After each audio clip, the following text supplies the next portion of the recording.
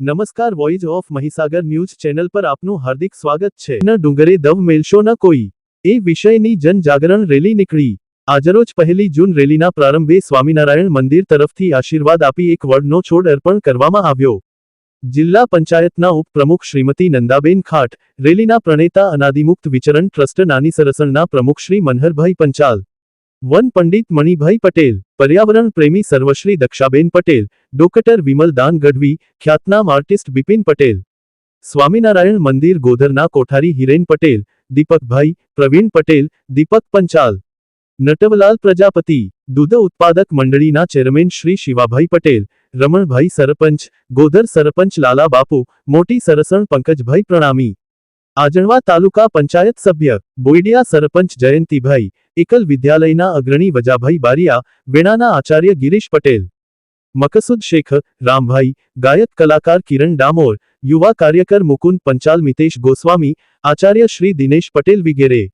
અતિથિ વિશેષ બની છેક છોટાઉદેપુર જિલ્લામાંથી શ્રી રતનસિંહ રાઠવા, જે છોટાઉદેપુરથી મહારાષ્ટ્ર સુધી દવ મૂકવા જેવી અંધશ્રદ્ધા સામે જાગૃતિ કરી રહ્યા છે, તે પણ સામેલ થયા હતા. નિર્ધારિત રૂટ પર વાહન રેલી, સૂત્રોચ્ચાર અને જનસંપર્ક તથા ડુંગરાન બાળવાની પ્રતિજ્ઞા પોસ્ટર પર અંગૂઠા લગાવી લીધી.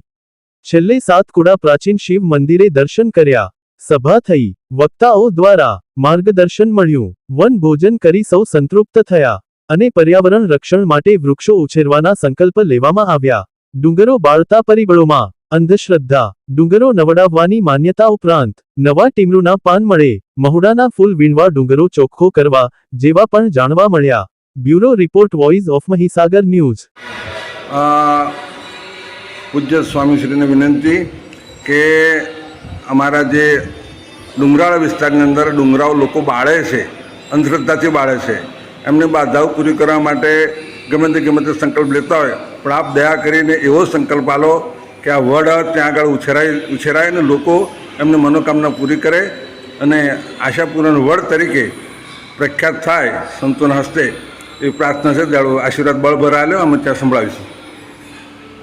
મહારાજ ખૂબ દયા કરશે, ગુરુજીના દિવ્ય આશીર્વાદ આમાં જોડે જ છે.